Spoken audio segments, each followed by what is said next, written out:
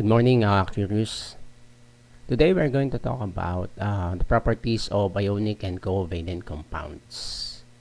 Right, so ready na ba kayo? Let's start. Okay, so there will be questions that you have to answer at the end of the presentation, so make sure to finish this presentation. Okay, let's go. So the first thing that we need to do is to define first the word property or properties. So in chemistry or in physical science, what do we mean by this word? In science, when you say properties, these are qualities or characteristics of a substance, of a compound, or a mixture that describes or that describe that substance and helps identify that substance.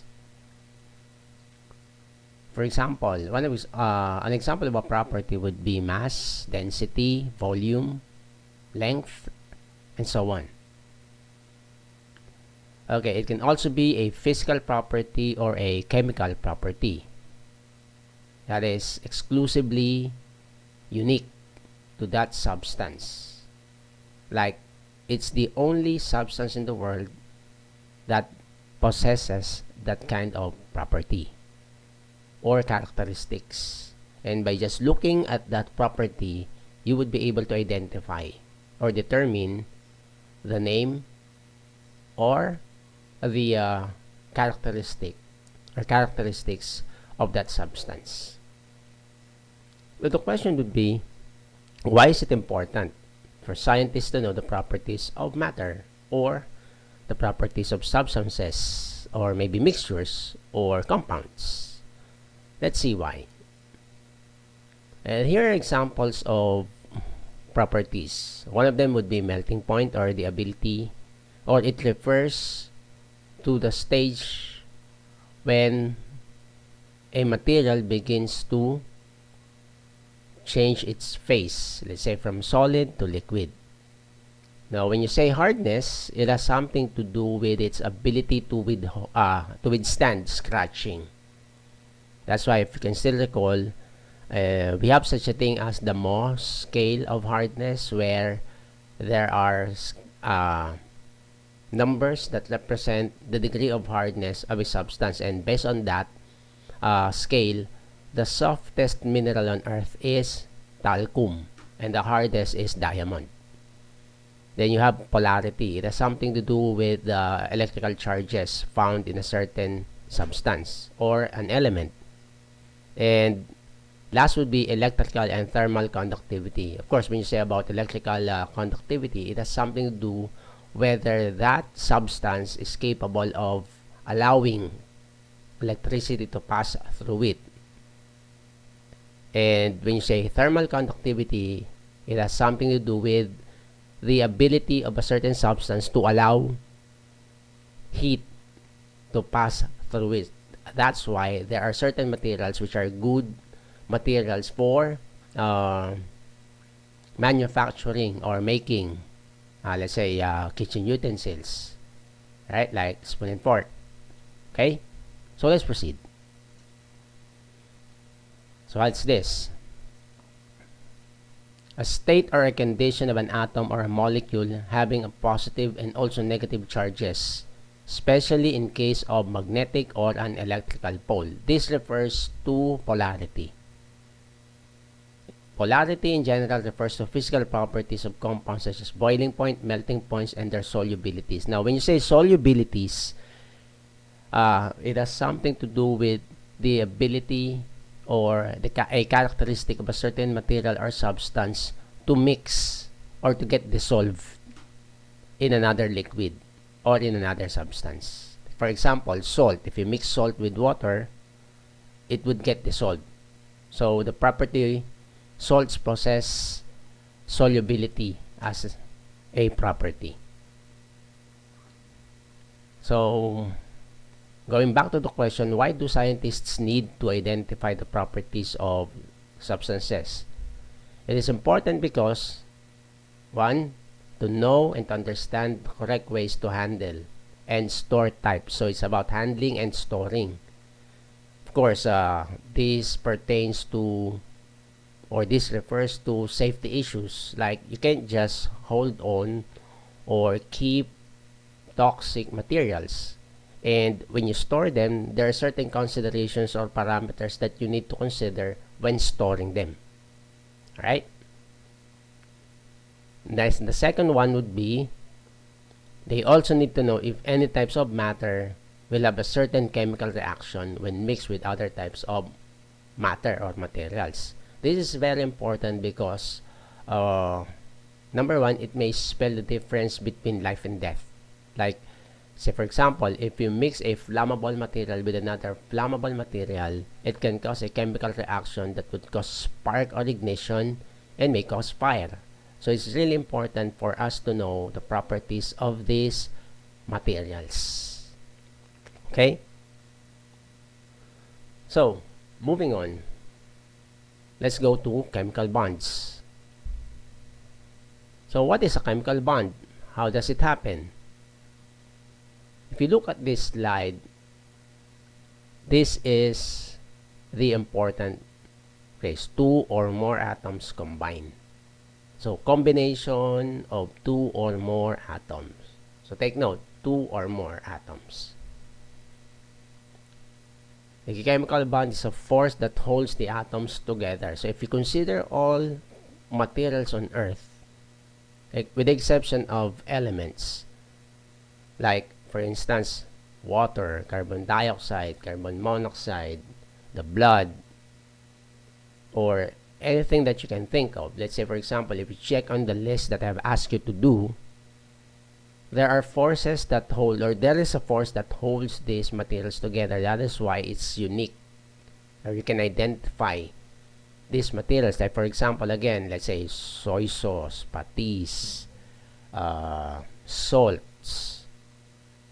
There's a bond that holds them together. That is why they act as a single unit. Say for example, if you remove the chemical elements that form salts, say for example, table salt, you have sodium and chlorine. If you remove sodium and chlorine, or if you remove the bond that connects sodium and chlorine, thereby producing a salt, this would be two different elements. Alright?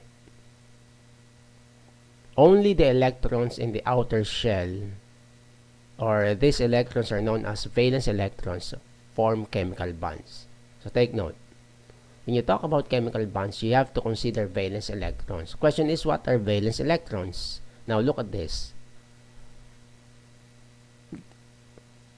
The circular lines that you see in these elements represent the shells of the atom. Look, if you look at lithium, there are two shells. 1, 2. Now, going back to this slide, it says that the valence electrons are the outer electrons, or electrons found in the outer shell of the atom. So, if you look at this, this is the outer shell. The question is, how many electrons do you see? There's 1. So, the valence electron of this is 1. It's the same thing with sodium. There are 1, 2, 3 shells. The outer shell holds only 1 electron. This is potassium. It's the same thing with potassium, copper, and silver. The number of shells differ, but if you look at the valence electron, there's only 1 electron in the outer shell. We can also include gold. So all these elements have only 1 valence electron in its outer shell. Alright? But if you look at, again, if you look at the number of shells, you look at gold, you have 1, 2, 3, 4, 5, 6 shells. This is the outer shell. The number of electron is 1. Therefore, the valence electron is 1. Alright? So, how do atoms bond? 2 ways: by exchanging or sharing, or more specifically, transferring electrons. for A. Okay? So, what's the rule? Chemical bonding follows a rule in chemistry. We call it the octet rule. Octet, meaning elements combine in such a way that each atom has a complete outer energy level, which is 8 for many elements. So for this to happen, atoms give up or take electrons from each other.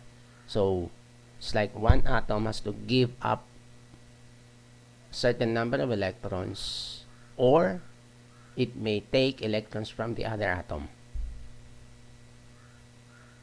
For what reason? To achieve a stable configuration. This is what we call the octet rule. Okay?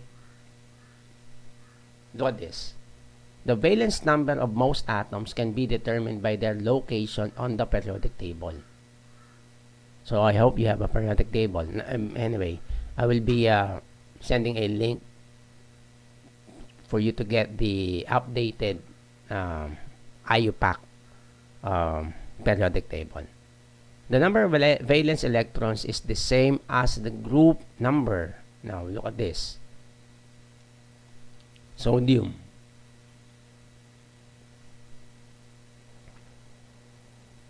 Sodium is in the first group in the periodic table and has 1 valence electron. So this is how it looks. Chlorine is in the 7th group and has 7 valence electrons. It looks like this. So you have 1, 2, 3, 4, 5, 6, and 7. Now, sodium chloride is composed of sodium and chlorine. Together, they form a stable configuration of 8 electrons. They follow the octet rule. So this is an example of an ionic compound. Now, here, octet rule. Atoms tend to gain, lose, or share electrons to have 8 electrons. Look at this. If you look at these elements, you have hydrogen has 1 valence electron, carbon has 6 valence electrons, or the atomic number is 6. I'm sorry, we are referring to the atomic number. Nitrogen has 7, and oxygen has 8. The outermost electron shell can hold 8 electrons. So this is the outermost electron shell of the hydrogen. So I only have 1. To achieve a stable electronic configuration, to achieve a stable configuration number of 8, to follow the octet rule, when hydrogen pairs with or bonds with another element, it either has to, number 1, gain 7 electrons, or lose its 1 electron or single electron, or share its electron to achieve 8. Okay, we will go to that later. Now look at this. Carbon would like to gain 4 electrons. Why? Because if you look at the valence electron, 1, 2, 3, 4. Okay? So it has to gain. It would like to gain 4 electrons. Nitrogen has 7 valence electrons. It would like to gain 3 electrons. Let's look at the number of 1, 2, 3, 4, 5. Okay, so 5. The valence electron number of nitrogen is 5. So to achieve 8, it would like to gain 3 electrons. And if you look at oxygen, let's count the number of valence electrons. 1, 2, 3, 4, 5, 6. So to reach the 8 number of electrons, it would like to gain 2 electrons. Alright? There are exceptions. Transition metals usually have either 2 or 3 valence electrons, although some can have as many as 5 or 6. So if you look at the periodic table, you would see transition metals. Alright? Okay, again, atoms bond to complete their outer energy level and become more stable. Noble gases are the most stable elements. All other elements want to be stable like them. The type of bond that atoms form determines how stable they will become. Okay, so here are the noble gases. Here, it was mentioned they are the most stable elements because they have achieved the valence number of 8. Look, you have helium, neon, argon, krypton, xenon, and radon. They have full outer electron shell. So if you look at the outer shell of these 6 noble gases, you will find that the valence electrons, or the number of electrons in its outermost shell, is actually 8. That is why they are non-reactive, because they are already stable. That's why they are called noble gases. Okay, so what are the 3 types of chemical bonds? You have ionic bond, covalent bond, and metallic bond.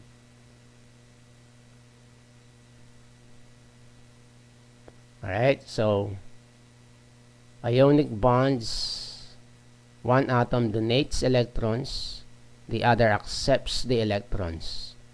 So it involves 2 or more elements.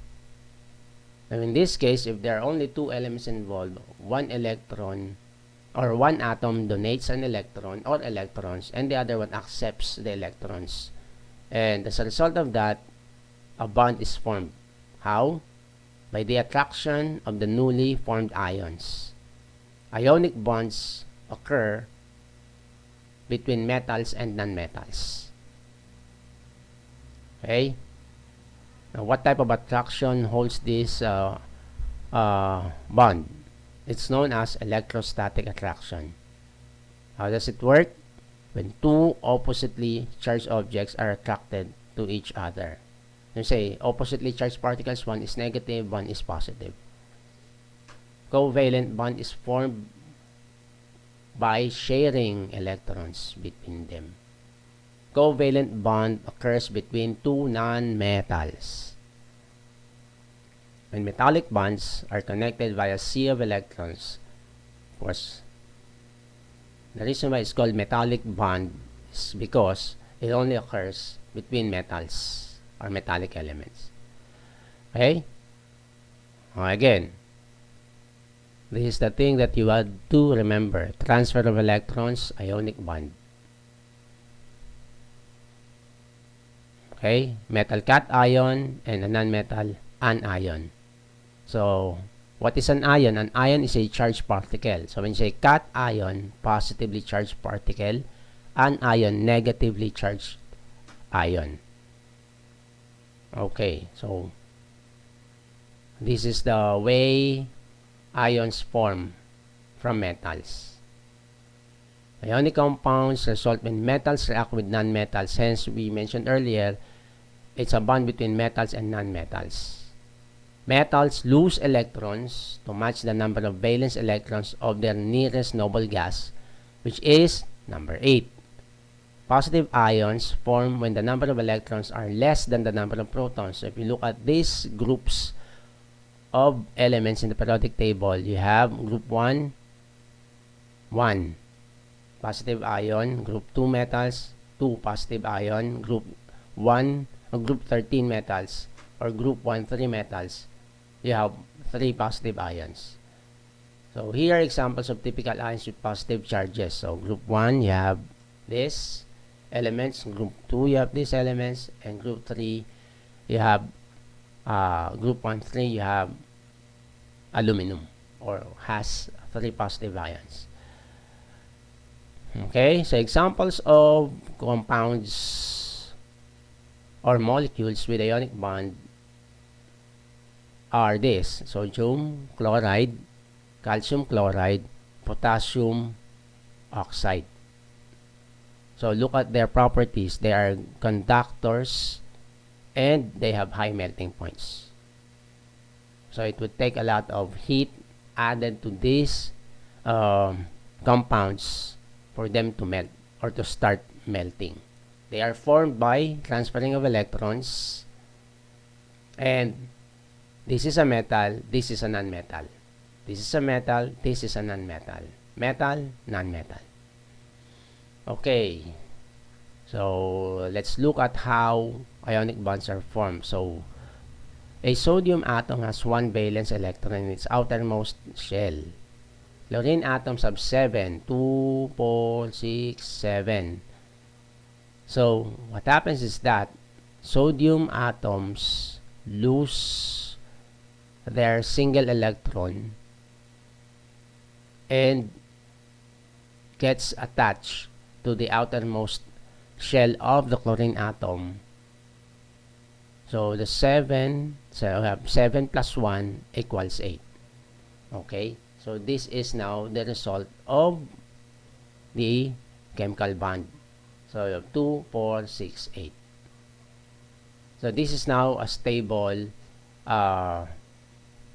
compound. So again, there's a bond that operates between them. Alright? So when sodium and chlorine combine, they form sodium chloride, and the number of valence electrons in the compound is 8, which is the stable configuration number of noble gases. They follow the octet rule. Okay, covalent bond, sharing of electrons between nonmetals of similar electronegativity. I'll be discussing electronegativity in the next meeting. Sharing of electrons, stable non-ionizing particles. They are not conductors at any state. Okay, so if you want to use them to manufacture, let's say, cooking utensils or cooking materials, or maybe say electrical wires, they are not. Examples of covalent bonds: oxygen, which is a diatomic molecule. Look at the number, it's 2. Carbon dioxide, and this is H2 or water, silicon chloride, and calcium hydroxide. Calcium hydride. Okay. Carbon. Sorry. Okay, so this is an example of how covalent bonds are formed. Okay, so one oxygen atom, another oxygen atom, diatomic molecule, you have 2 atoms of oxygen. So this is sharing. To achieve a stable configuration number, they just share electrons. It's neither gain or lose, but sharing. Alright, so if you count 1, 2, 3, 4, 2, 4, 6, 8. Right? Okay. So that's 2, 4, 6 plus 2, that's 8. 2, 4, 6, that's plus 2, that's 8. Okay? Alright, non-polar covalent bonds. When electrons are shared equally, like in the case of hydrogen or chlorine. That's why they are called diatomic molecules. They bond in all the polyatomic ions and diatomics. Here are examples of polyatomic ions. So when you see these names, these are polyatomic ions. We go back here. The type of bond that exists between polyatomic ion or polyatomic ions is covalent bonds. Alright? Alright. That's it for today. Have a nice day. Bye-bye.